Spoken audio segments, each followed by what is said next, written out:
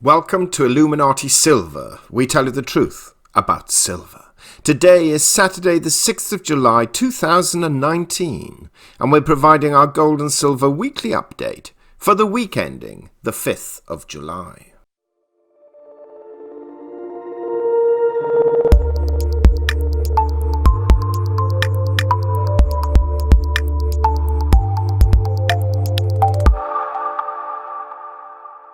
Gold fell $10 last week from $1,409 to $1,399, having hit a high of $1,435 and a low of $1,382.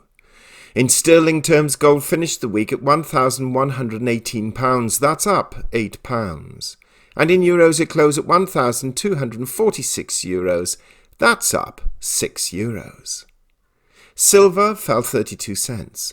From $15.31 to $14.99, having hit a high of $15.46 and a low of $14.91. In sterling terms, it closed at £11.98, that's down 10 pence, and in euros it closed at €13.35, that's down 0.13 euros. The gold to silver ratio rose from 92 to 1 to 93.3 to 1. The Dow Jones closed on Friday at 26,922, down 43 points on the day, but up 323 points on the week. And the NASDAQ closed at 8,161, down 8 points on the day, but up 155 points on the week. And the S&P 500 closed at 2,990, down 5 points on the day, but up 49 points on the week. Brent crude fell 51 cents, from $64.74 to $64.23, and US light crude fell 96 cents, from $58.47 to $57.51. The dollar index stands at 97.28, that's up 1.15 on the week. We ended last week's video with the comments, quote, "So in conclusion, a positive G20 meeting for President Trump, plus an agreement not to increase the tariffs on China for the time being, plus the President meeting with Kim Jong-un in North Korea, will all begin to reduce the market's fear factor and improve equities. This will, at least short-term in our view, prove negative for precious metal prices as the fear factor will have been reduced." Unquote. Well, gold prices opened down, spiked on Wednesday and fell back again towards the end of the week. Technical analysts seem to have changed their view in that the trend is now down, with sellers re-entering the markets on any rises. Some predict that a double top may be forming, and if this materializes next week, we could see gold fall to the 1350 level, and if this breaks, we'll head sharply down towards 1325.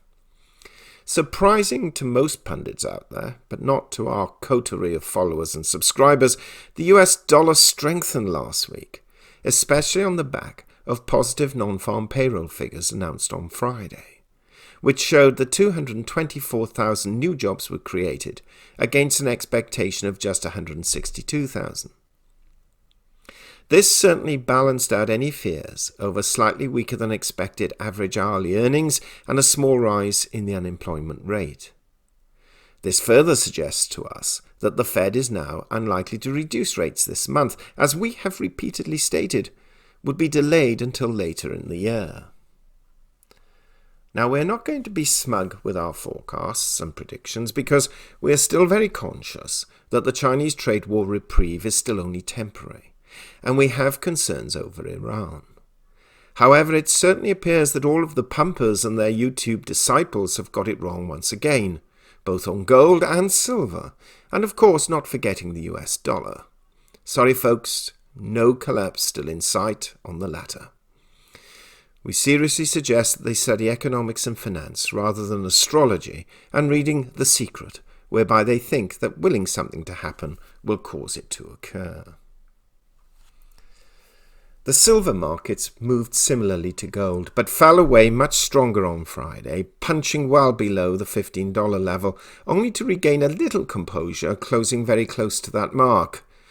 The question for many is, will it hold at what technical analysts believe to be a significant support level? Now, silver is standing at a gold to silver ratio of 93, exactly as we predicted. Now, who said that they thought 89 to 1 or 90 to 1 was madness? You know who you are. Again, rather than listen to the pumpers, follow the math. I've always wanted to say that because in the UK it's maths, but I prefer the American version, the math. Now, if $15 fails to hold, there are quite strong support levels at $14.75 and $14.50, at least technically speaking. And if the Fed fails to cut interest rates this month, then we believe these levels will be breached to the downside. If the Fed surprises us and reduces rates, then to be fair, $15.50 to $16 will be on the cards. But for now, we suspect a downward path to be the more likely for silver, even with a 93 to 1 ratio. Now, we want to make something clear to our listeners. Even at $15, silver, compared with recent years, is very cheap. We're not saying don't buy any. After all, we're bullish silver for the long term, and if you know you can buy and hold, then you are in a far better position buying now than you were 5 years ago. In sterling terms, we missed the boat a little in that sterling has fallen quite significantly against the dollar, and precious metal prices are quite high in sterling terms. And we know our friends in Australia are experiencing the same, and soon will the Europeans if they haven't already.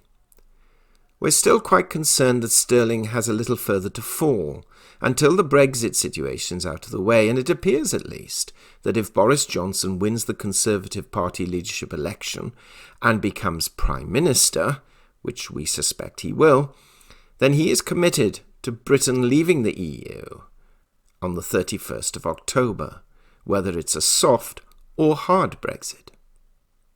So until then, sterling is going to bottom unless some significant change in attitudes and policy occurs in the interim. But we cannot at this stage envisage what change could occur. The one thing we are confident of, though, is that for the very near future, silver will follow gold, less strongly to the upside and more strongly to the downside, despite what the gold to silver ratio may suggest. So last week we had slightly stronger manufacturing PMI indices and services PMI indices than the previous month, but a slightly higher trade deficit and lower hourly earnings, though job growth was up. Now, next week's economic calendar looks like this. Monday, consumer credit figures for May. Tuesday, Jerome Powell's testimony. We suggest you listen to that. Wednesday, Jerome Powell's testimony again, and the FOMC minutes. That's particularly important. Thursday, consumer price index and core CPI for June. And on Friday, the producer price index for June. So some interesting figures, but we suspect Jerome Powell's comments in the FOMC minutes will have more attention. After all, everyone in the financial markets are attempting to gauge whether rates will fall this month or not. So in conclusion, it's a similar story to last week. China and Iran are crucial. North Korea, a bit of a distraction, but not to be ignored. But also look out for Turkish President Erdogan, who has just fired the governor of the central bank and replaced him with his deputy, we suspect with the intention of lowering interest rates. Let's also not ignore the fact that the current managing director of the International Monetary Fund, Christine Lagarde, has been nominated as the new president of the European Central Bank. And if finally approved, and we believe she will be, it'll be interesting to see if she follows through with the same or greater vigour the envisaged QE measures which the current incumbent, Draghi, has highlighted and signposted. So, we believe there will be lower gold and silver prices next week, but no significant move until the interest rate decisions are more predictable for July. Finally, to all Inner Sanctum members, we're holding our monthly webinar this evening, and we will be joined by Bowman, one of our subscribers and Inner Sanctum members, and really the architect of our Discord channel. So please, if you are a member, do not forget to tune in. We've provided a link in the description below. All that remains is to wish you all a most prosperous week ahead. We hope you have found this video interesting and informative, and if so, please give it a thumbs up and share it on social media. Please ensure that you have subscribed to our channel and press the bell sign so that you are notified of any future videos. Also, kindly visit our website at illuminatisilver.com, and if you haven't already done so, please subscribe either as a free or paying member for regular email updates and offers. Disclaimer: Illuminati Silver owners come from a background of banking, international wealth management and economics. Having now retired from these worlds, we are not qualified to give investment advice. Therefore, this and other productions must not be deemed to be giving such advice and merely represent the personal views of its owners.